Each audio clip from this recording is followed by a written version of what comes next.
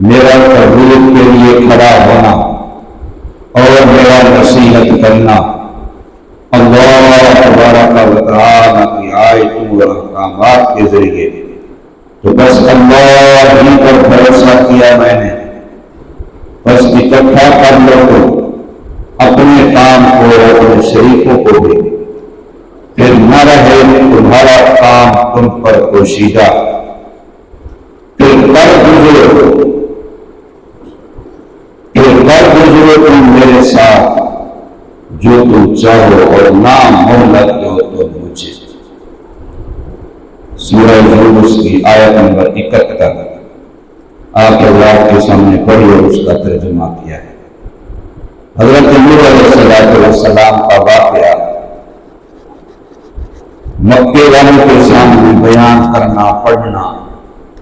حضور صلی اللہ علیہ وسلم کو اللہ تبارک و تعالیٰ حکمان ارشاد فرما رہے ہیں کہ آپ یہ کام کریں کہ اہل مکہ کو، منکرین کو، مخالفین کو، مشرکین کو، معاندین کو، ضدی لوگوں کو، دشمن لوگوں کو، جن کو اپنی کثرت افراد پر یا اپنی مالی جانی طاقت پر ناز ہے، تو ان لوگوں کو آپ نوح علیہ السلام کا واقعہ سنیں، نوح علیہ السلام کی قوم کے حالات سنیں۔ اس میں ایک تو قوم کو عبرت دلانا مقصود ہے، اور دوسرا نبی پاک صلی اللہ علیہ وسلم کو تسلی دینا مقصود ہے کہ محمد کریم صلی اللہ علیہ وسلم آپ پریشان نہ ہوں۔ اگر مکے والے آپ کی مخالفت کر رہے ہیں، انکار کر رہے ہیں، آپ کی بات نہیں مان رہے، آپ کی دعوت پر لبیک نہیں کر رہے، یہ کام آپ سے پہلے والے نبیوں کے ساتھ اس سے بھی زیادہ ہو چکا ہے۔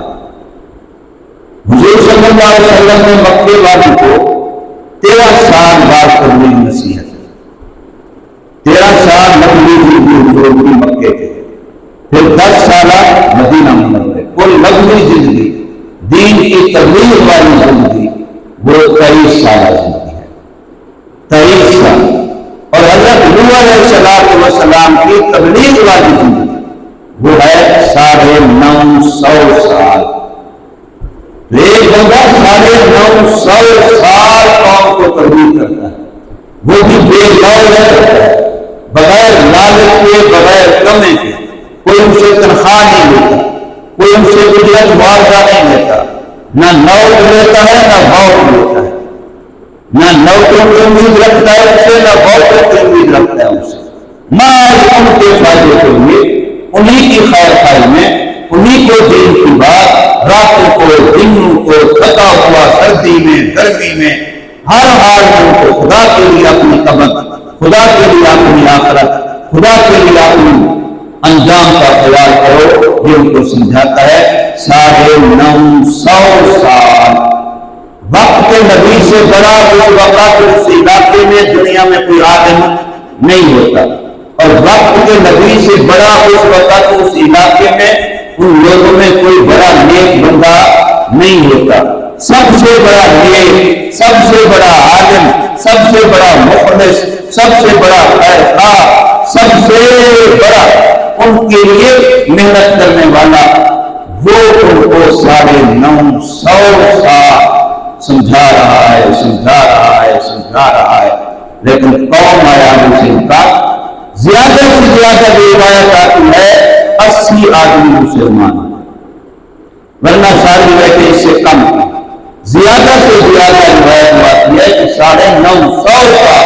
کی محنت کرنے کے بعد آج ہم لوگ کہتے ہیں ہم نے فلاں کو دعوت دی، فلاں کو بات کے لوگ سنتے نہیں ہیں، لوگوں میں طلب نہیں رہی، تو بتائیں اس وقت لوگوں میں طلب تھی؟ اس وقت سنتے تھے، مانتے تھے؟ ہمارے اندر 1000 خامیاں ہیں، ہمارے اندر 1000 عیب ہیں، ہمارے اندر 1000 کمزوریاں ہیں۔ وقت کے نبی میں تو کوئی خامی، کوئی کمزوری، کوئی عیب، علماً بھی کامل تھا، عملاً بھی کامل تھا۔ آج تو لوگ یہ گانا بھی دیتے ہیں کہ مولوی ہمیں کہتے خود عمل نہیں کرتے، خود مولوی عمل کرتے ہوتے تو ان کے بعد کیا اثر ہوتا، فلاں عجیب باتیں کرتے ہیں، لیکن نبی کے بارے میں یہ بات نہیں کہہ سکتے کہ نبی کی زبان میں تاثیر اس لیے نہیں ہے کہ نبی عمل نہیں کرتا. نبی کے بارے میں یہ بات کوئی بھی نہیں کہہ سکتا تھا. حضرت نوح علیہ السلام اور حضرت ابراہیم علیہ السلام کے درمیان ایک روایت کے مطابق 7 نسلوں کا واسطہ ہے اور ایک روایت کے مطابق 10ویں نسل حضرت نوح علیہ السلام. حضرت نوح علیہ السلام سے پہلے لوگوں میں اولاد آدم میں انسانیت میں شرک کھلا نہیں تھا. حضرت نوح علیہ السلام وہ پہلے نبی و رسول ہیں جو شرک کے خلاف بھیجے گئے. یعنی قوم میں اس وقت شرک آ چکا تھا. اس سے پہلے قوم کے اندر اجتماعی طور پر شرک کی کیفیت نہیں تھی. تو حضرت نوح علیہ السلام نے اتنا لمبا عرصہ ان کو سمجھایا اور قوم آگے مذاقیں کرتی, ان کے قتل کے منصوبے بناتی, ان کو شہر بدل کرنے کا کہتی, ہمارے ملک سے نکل جا, ہماری بستی سے نکل جا, ہمارے علاقے سے نکل جا, فلاں فلاں عجیب کی باتیں. اور جب اللہ کے حکم سے حضرت نوح علیہ السلام نے کشتی بنانا شروع کی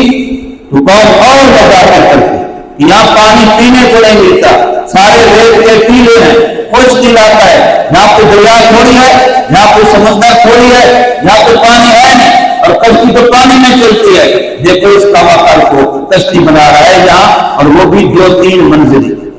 جیسے عمارت بناتے ہیں 2-3 منزلی. نوح علیہ السلام کی کشتی ایسے 2-3 منزلی تھی جیسے آج کل بڑی جہاز ہوتا ہے.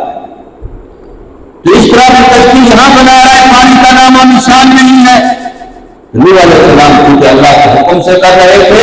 تو اس لیے فرماتے کہ میں نے تو اللہ کا حکم پورا کرنا ہے. باقی جیسے تم آج مجھ پر ہنس رہے ہو, ایک وقت آئے گا تم پر ایسے ہنسا جائے گا, تم ایسے مذاق بن جاؤ. آج تم ہم سے مذاقیں کر رہے ہو, کل کو تم خود مذاق بن جاؤ گے. نتیجہ یہ ہوا کہ اللہ کی طرف سے حکم آیا کہ جتنے تیرے ماننے والے ہیں ان سب کو اس کشتی میں سوار کریں, اور اللہ کی باقی جو مخلوقات ہے ہر ایک میں سے ایک جوڑا مذکر مؤنث نر مادہ وہ بھی اسی کشتی میں سوار کرنے. آج بچے گا وہی جو اس کشتی میں ہوگا, جو اس کشتی میں نہیں ہوگا وہ اللہ کی مخلوق میں سے کوئی بھی نہیں بچے گا. زمین کی مخلوق میں سے کوئی نہیں بچے گا. جتنی مخلوق زمین پر رہنے والی ہے وہی بچیں گے جو صرف تیری کشتی میں. نہ کیڑے مکوڑے بچیں گے, نہ کوئی درندے جانور بچیں گے, وہی بچیں گے جو تیری کشتی میں ہوں گے. انسانوں میں سے بھی, حیوانوں میں سے بھی اور کوئی زمین پر نہیں بچے گا. تو اب اللہ کی طرف سے طوفان آیا,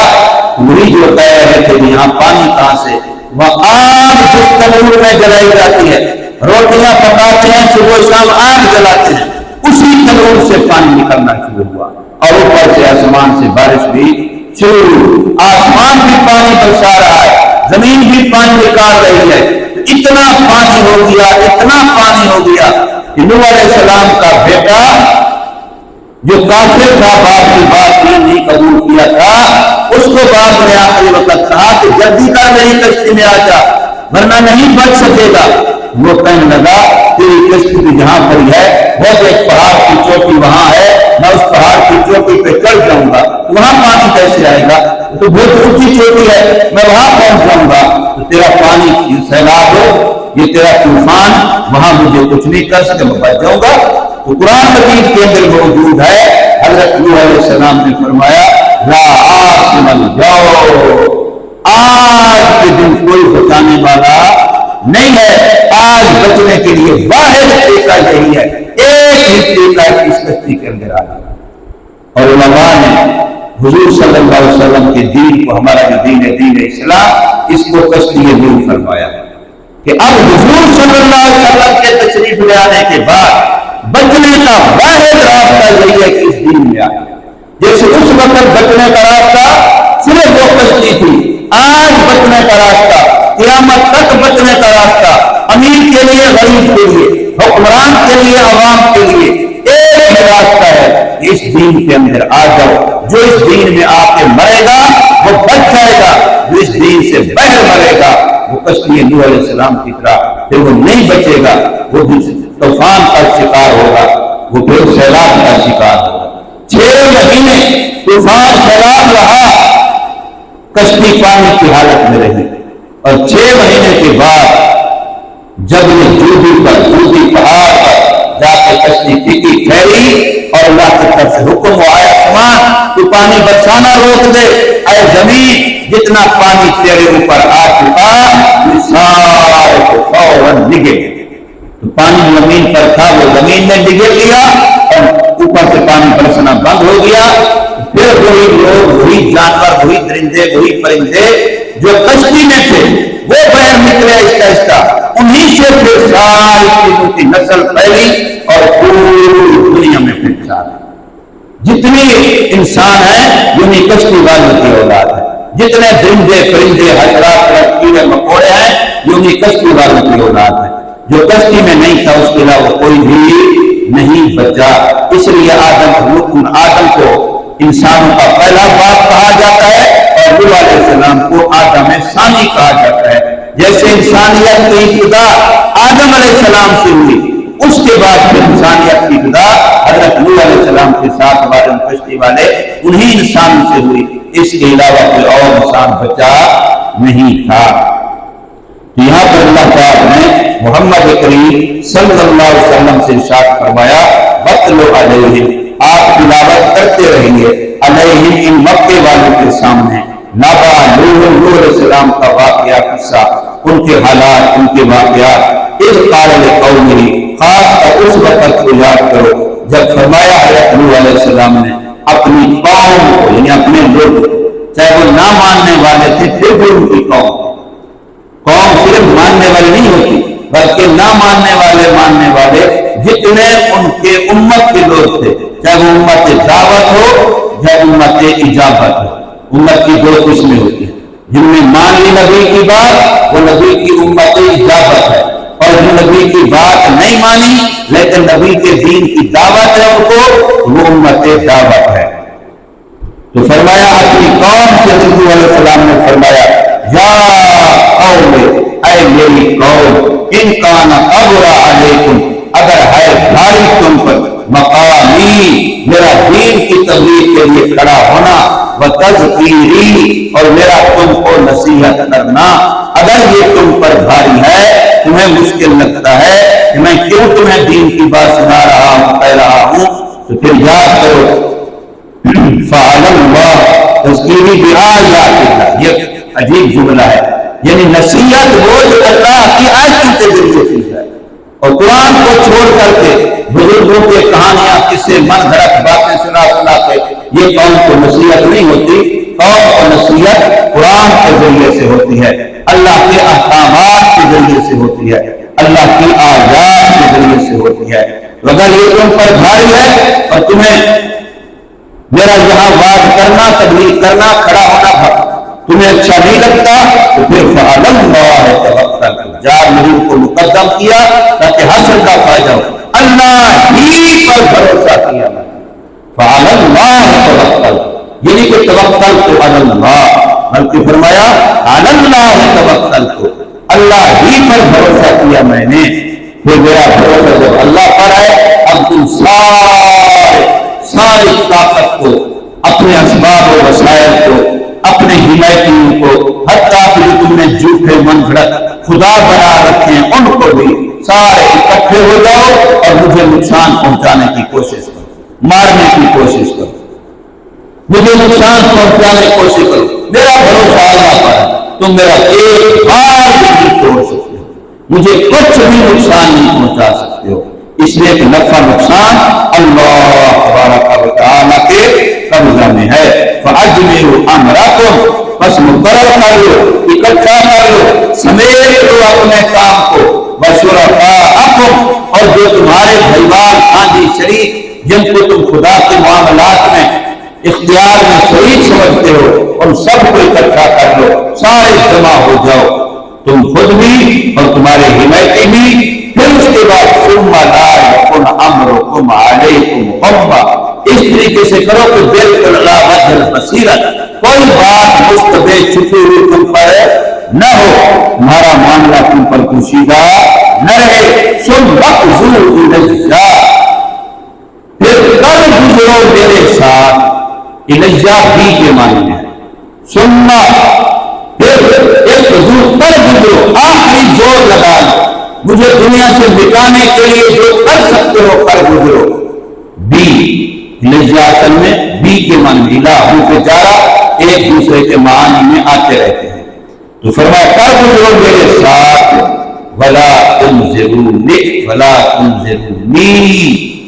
آگے جائے متکلم نون مٹایا کے بعد نون کا کسرہ بتلا رہا ہے کہ یا معذوف ہے، ورنہ فعل کے آخر میں نون زیر والی نہیں آیا کرتی، جمع کی نون تو زبر والی ہوتی ہے۔ ولا تنظروا، اور نہ مہلت دو تم مجھے، ایک لمحے ایک دن کی بھی مہلت نہ دو، لیکن تم کچھ بھی کرو میرا ایک بار بھی بگاڑ۔ نتیجہ کیا کہ اہل مکہ کو بتانا ہے کہ نوح علیہ السلام کی قوم نوح علیہ السلام کا کیا نقصان کیا، خود ہی غرق ہوئے، تمہارا حال بھی یہی ہوگا مکے والوں، جیسے انہوں نے نبی کی مخالفت کی انجام کار غرق ہوئے، تمہارا حال بھی یہی ہوگا، جیسے وہاں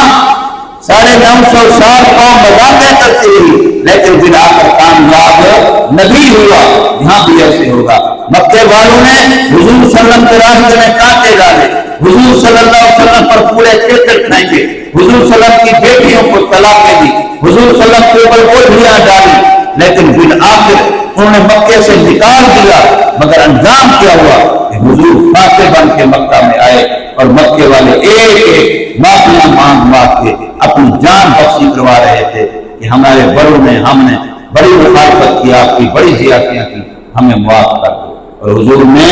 معاف کیا۔ اور حضور نے اس وقت فرمایا تھا جب جا رہے تھے مکے سے ہجرت کرتے عثمان بن مظعون کو، یہ چابیاں آج تیرے پاس ہیں اور تم میرے لیے کعبے کا دروازہ نہیں کھول رہا، ایک وقت آئے گا یہ چابیاں میرے پاس ہوں گی اور میں جس کو چاہوں گا دوں گا، اور ایسا ہوا۔ اللہ تبارک و تعالی ہمیں سمجھ نصیب فرمائے، عمل کی توفیق دے۔